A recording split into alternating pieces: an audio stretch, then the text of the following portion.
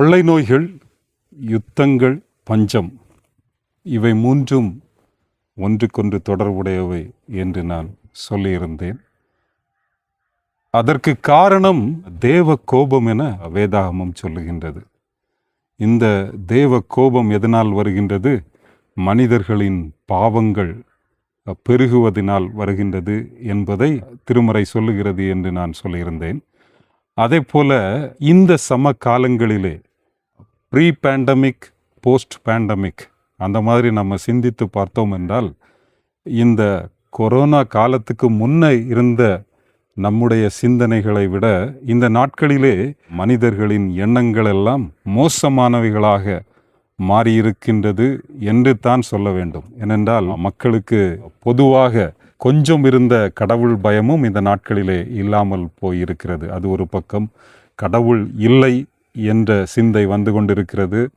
அதே போல நான் மகிழ்ச்சியாக இருக்க வேண்டும், அதற்கு என்ன வேண்டும் என்றாலும் செய்யலாம் என்கின்ற சிந்தையெல்லாம் வந்து கொண்டிருக்கிறது.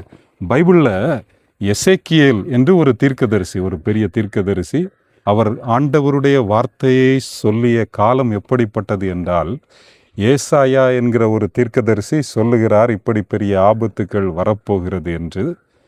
அதே போல எரேமியா சொல்லுகிறார் ஆபத்துக்கள் வந்துவிட்டது என்று. அதாவது யுத்தங்கள் வந்தன, உடனே கொள்ளை நோய்கள், மக்கள் நாடு கடத்தப்பட்டார்கள். நாடு கடத்தப்பட்ட சூழ்நிலையில் அடிமைகளாக இருக்கின்ற அந்த நாட்டிலேயும் இருந்து தவறு செய்கிறார்கள். அந்த சூழலில் ஒரு தீர்க்கன் எழும்பி நிற்கிறான். அவர்தான் எசேக்கியேல். அவர் சொல்லுகிற ஒரு காரியம், ஆண்டவர் ஒரு மனிதனை தேடுகிறார் என்று. அதை நான் வாசிக்கின்றேன். எசேக்கியேல் 22ஆம் அதிகாரம் 30வது வசனம். நான் தேசத்தை அழிக்காதபடிக்கு திறப்பிலே நிற்கவும் சுவரை அடைக்கவும் தக்கதாக ஒரு மனுஷனை தேடினேன், ஒருவனையும் காணேன். நான் தேசத்தை அழிக்காதபடிக்கு திறப்பிலே நிற்கவும் சுவரை அடைக்கவும் தக்கதாக ஒரு மனுஷனை தேடினேன், ஒருவனையும் காணேன். ஆண்டவர் ஏக்கத்தோடு சொல்லுகின்ற ஒரு வார்த்தையாக இது சொல்லப்பட்டிருக்கின்றது. ஒருவனை தேடினேன், ஒருவனையும் காணேன். ஏன் ஒருவனை தேடினேன்? பொதுவாக நம்ம விவேகானந்தர் இந்தியாவிலே 100 வாலிபர்களை என்னிடத்திலே தாருங்கள், நான் இந்தியாவை மாற்றி காட்டுகிறேன் என்று ஒரு சவால் விட்டார். இந்தியாவை மாற்ற தங்களை உணர்ந்த 100 வாலிபர்களை அவரால் கண்டுபிடிக்க முடியவில்லை. இங்கே ஆண்டவர் ஒரே ஒரு மனிதனை தேடுகிறார். எதற்காக என்றால், கிறிஸ்தவர்கள் அதிகமாக பயன்படுத்துகிற ஒரு காரியம் திறப்பின் வாசல் ஜபம். இல்லை என்றால் திறப்பிலே நிற்க. அப்படின்னா ஒரு நாட்டிற்கு ஒரு பெரிய கோட்டை சுவர் இருக்கும். பழைய காலங்களிலே சின்ன சின்ன நாடுகளுக்கு ஒவ்வொரு நாட்டையும் சுற்றி, அரண்மனையையும் சுற்றி ஒரு கோட்டை மதில் இருக்கும். அந்த மதிலிலே நுழைவாயில் இருக்கும். அங்கே போர் சேவகர்கள் இருப்பார்கள். எல்லோரும் இஷ்டத்துக்கு அங்கே என்ன செய்ய முடியாது, வர முடியாது. ஆனால் அந்த மதிலிலே ஒரு பக்கத்திலே ஒரு ஓட்டை விழுந்து விட்டது என்றால் அந்த ஓட்டை வழியாக எதிரிகள் உள்ளே நுழைந்து விடுவார்கள். அப்பொழுது எதிரிகள் யுத்தத்திற்கு வரும்போது அவர்கள் முதலிலே செய்யக்கூடிய காரியம் கோட்டை மதிலை உடைப்பது தான் அவர்களுடைய லட்சியமாக இருக்கும். அப்படி மதில் உடைந்து விட்டது, ஒரு திறப்பு இருக்கிறது. அந்த திறப்பிலே நின்று அந்த திறப்பை அடைப்பதற்கு ஒரு மனிதன் வேண்டும். ஒரு மனிதனை தேடினேன், காணவில்லை என்று ஆண்டவர் ஏங்குகின்றார். அதை பின்னும் திருமறை எந்த நோக்கத்தில் சொல்லப்பட்டிருக்கிறது என்பதை புரியும் வண்ணமாக சொல்ல வேண்டும் என்றால், ஒரு ஆசாரியனாக ஆண்டவரிடத்திலே இந்த ஜனங்களுக்காக பரிந்து பேச தகுதி உடைய ஒரு மனிதனை தேடினேன், அவனை காணவில்லை. ஆக எல்லோரும் ஒரே விதமாக தவறுகளை செய்து கொண்டிருக்கின்றார்கள். பேண்டமிக், வார், ஃபெமைன் இவைகளெல்லாம் ஒரு தேவ கோபத்தின் வெளிப்பாடு என்று நாம் தொடர்ந்து சிந்தித்து கொண்டிருக்கிறோம். இது உருவாவதற்கு காரணமானது மனிதர்களின் பாவம் என்றும் சொன்னோம். அப்படி மனிதர்கள் என்ன பாவம் செய்தார்கள்?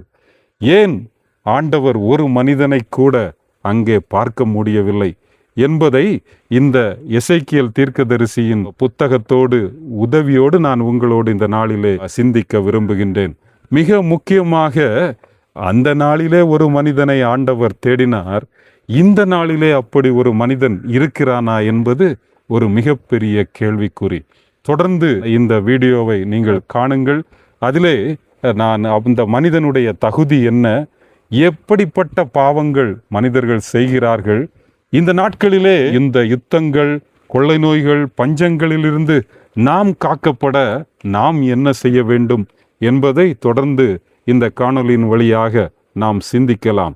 ஆக இந்த நாட்களிலே கிறிஸ்தவர்கள் என்று தங்களை சொல்லிக் கொள்கின்ற திரள் கூட்டமான ஜனங்கள் அதிகமாக நான் ஏற்கனவே வாசித்த அந்த வசனத்தின் அடிப்படையாக ஜபிக்கிறார்கள். திறப்பின் வாசல் ஜபம், இல்லை என்றால் மிகப்பெரிய உபவாச ஜபம், 48 நாட்கள் உபவாச ஜபம், இல்லை என்றால் 48 hours செயின் பிரேயர், இப்படியெல்லாம் சொல்லி அதிக ஜபங்கள் செய்கிறார்கள். ஆனால் இந்த ஜபத்திற்கு பதில் கிடைக்கிறதா என்பது மிகப்பெரிய கேள்வி. இந்த ஜபம் செய்வதற்கு, இந்த விண்ணப்பங்களை ஏறெடுக்க அவர்கள் தகுதியானவர்களாக இருக்கிறார்களா என்பது மிகப்பெரிய கேள்வி. பொதுவாக இறைவனுக்கு முன்னால் எந்த ஒரு மனிதரும் அவருக்கு முன்னிற்க நாம் தகுதியற்றவர்கள்.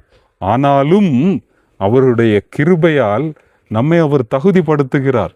நாம் பாவத்திலிருந்து விடுதலையாகி அவர் விரும்புகிற வழியிலே நாம் செல்லும்போது அவருக்கு முன்னே நிற்க தகுதி உள்ளவர்களாக அவர் நம்மை மாற்றுகிறார். பழைய ஏற்பாட்டின் காலத்திலே, அதாவது பைபிளில் நம்ம பார்க்கும்போது அநேகர் அப்படி அவருக்கு முன் நிற்க தகுதி உள்ளவர்களாக இருந்தார்கள். ஆனாலும் இந்த எசேக்கியேல் காலத்திலே சொல்லுகிறார், ஒருவேளை அப்படி திறப்பிலே நிற்க தகுதியுள்ளவன் ஒருவன் வந்தாலும் அவன் தன்னை மாத்திரம்தான் ரட்சித்து கொள்ள முடியும், இந்த ஜனங்களை பாதுகாக்க முடியாது. ஏனென்றால் இந்த ஜனங்கள் செய்கின்ற பாவங்கள் அவ்வளவு கொடூரமானவை என்று ஆண்டவர் சொல்லுகின்றார். அது என்ன பாவங்கள் என்று நாம் தொடர்ந்து உள்ள காணொளியின் வழியாக நாம் பார்க்கலாம்.